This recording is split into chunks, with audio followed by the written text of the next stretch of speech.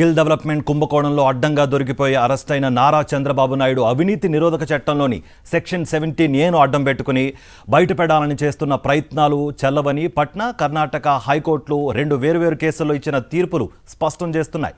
Section 17A అవినీతి పరులకు రక్షణ కవచం కాదని ఈ నెల 7న పట్నా హైకోర్టు స్పష్టమైన తీర్పు ఇచ్చింది.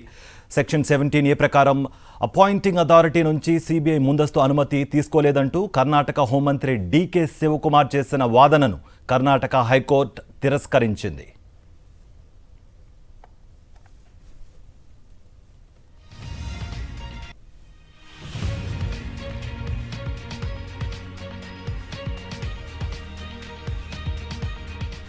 సెక్షన్ 17A అమల్లోకి రాకముందే శివకుమార్పై కేసు నమోదు చేసినందున అపాయింటింగ్ అథారిటీ ముందస్తు అనుమతి అవసరం లేదన్న సిబిఐ వాదనలతో కర్ణాటక హైకోర్టు ఏకీభవించింది. స్కిల్ స్కామ్లో చంద్రబాబును సిఐడి అరెస్ట్ చేయడం, రిమాండ్కు పంపడం న్యాయపరంగా సరైందేనని ఈ తీర్పుల ద్వారా స్పష్టమవుతోందని న్యాయ నిపుణులు చెబుతున్నారు. చంద్రబాబు వేసిన క్వాష్ పిటిషన్ను సుప్రీంకోర్టు తోసిపుచ్చే అవకాశాలే ఎక్కువగా ఉన్నాయని అభిప్రాయపడుతున్నారు.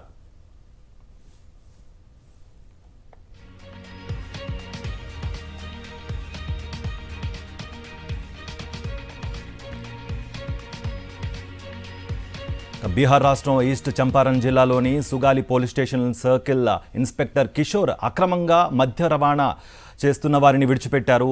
ఈ వ్యవహారం సోషల్ మీడియాలో వైరల్ కావడంతో ఆయన్ని చికియాకు బదిలీ చేశారు. ఆయన చికియాకు బదిలీ అయిన తర్వాత సుగాలి పోలీస్ స్టేషన్లో మూసివేసిన ఓ కేసును మళ్లీ నమోదు చేసి సంబంధిత వ్యక్తుల నుంచి లంచం వసూలు చేశారు. దీంతో ఆ జిల్లా ఎస్పీ ఆయన్ను అరెస్ట్ చేసి సస్పెండ్ చేశారు. ఈ కేసును కొట్టివేయాలంటూ కిషోర్ కుమార్ పట్నా హైకోర్టులో క్వాష్ పిటిషన్ దాఖలు చేశారు. సెక్షన్ 17A కింద తనను అరెస్ట్ చేయాలంటే అపాయింటింగ్ అథారిటీ అనుమతి ఉండాలని వాదించారు. పట్నా హైకోర్టు ఆయన పిటిషన్ను తిరస్కరించింది. అవినీతి నిరూపితమైనందువల్ల ఆయన అరెస్టుకు అపాయింటింగ్ అథారిటీ ముందస్తు అనుమతి అవసరం లేదని తేల్చి చెప్పింది. సెక్షన్ 17A అడ్డం పెట్టుకుని అవినీతి కేసుల నుంచి తప్పించుకోలేరని కూడా స్పష్టంగా చెప్పింది.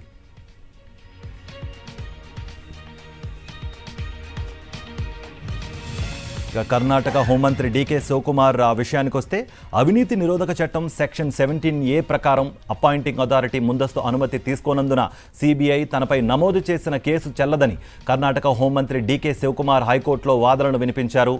ఈ వాదనలను సిబిఐ తీవ్రంగా వ్యతిరేకించింది.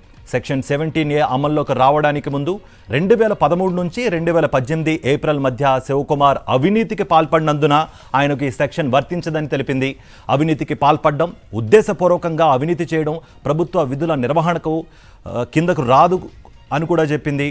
సిబిఐ వాదనలతో న్యాయస్థానం ఏకీభవించింది. శివకుమార్ వినతిని తిరస్కరించింది.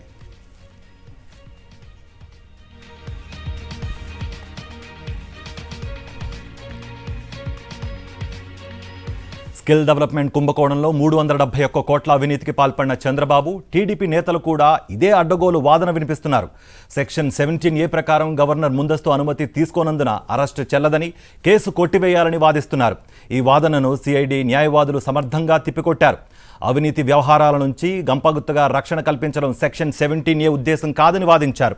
ప్రభుత్వ పదవుల్లో ఉన్నవారు కానీ, ప్రభుత్వ అధికారులు కానీ ఉద్దేశపూర్వకంగా ప్రజాధనం దుర్వినియోగానికి పాల్పడితే వారికి కేసుల నుంచి సెక్షన్ 17A రక్షణ కల్పించదని చెప్పారు. అందువల్ల చంద్రబాబు అరెస్టుకు గవర్నర్ అనుమతి అవసరం లేదని చెప్పారు. సిఐడి న్యాయవాదులు వాదనలను పట్నా, కర్ణాటక కేసులు బలపరుస్తున్నాయని న్యాయ నిపుణులు చెబుతున్నారు. కళ్ల ముందు అవినీతి కనిపిస్తున్నప్పుడు సెక్షన్ 17A వర్తించదని పట్నా కోర్టు చెప్పింది. స్కిల్ స్కామ్లో కూడా ప్రజాధనం 371 కోట్ల రూపాయలు కొల్లగొట్టిన విషయం నిర్ధారణ అయింది. నకిలీ ఇన్వాయిస్లతో ప్రభుత్వ ధనాన్ని అక్రమంగా దారి మళ్లించారని కేంద్ర జీఎస్టీ అధికారులు నిగ్గు తేల్చారు. కాబట్టి చంద్రబాబుకు సెక్షన్ 17A కింద రక్షణ పొందలేరన్నది నిర్ధారణ అయిపోయింది. ఉద్దేశపూర్వకంగా ప్రజాధనాన్ని దుర్వినియోగం చేసిన సెక్షన్ 17A కింద రక్షణ లభించదని పట్నా హైకోర్టు చెప్పింది. స్కిల్ స్కామ్లో చంద్రబాబు పూర్తి అవగాహనతోనే అవినీతికి పాల్పడ్డారు. ఆర్థిక శాఖ ఉన్నతాధికారుల అభ్యంతరాలను బేఖతారు చేశారు. ప్రైవేట్ వ్యక్తి గంటా సుబ్బారావుకు 4 కీలక పోస్టులు కట్టబెట్టారు. నిబంధనలకు విరుద్ధంగా నిధులు విడుదల చేయాలని ఆదేశిస్తూ నోట్ ఫైళ్లపై 13 సంతకాలు చేశారు.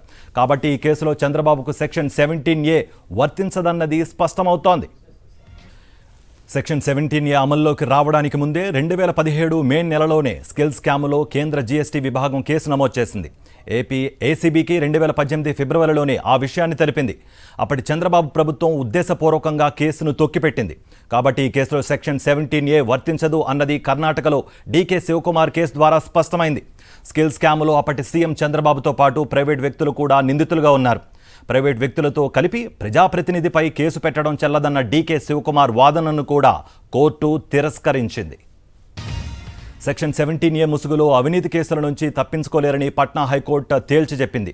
ప్రస్తుతం చంద్రబాబు ఈ స్కామ్ నుంచి బయటపడటానికి ఆ కోణంలోనే ప్రయత్నిస్తున్నారు. తాను అవినీతికి పాల్పడలేదని, స్కిల్ డెవలప్మెంట్ ప్రాజెక్టులో అవినీతి జరగలేదని ఆయన చెప్పడం లేదు.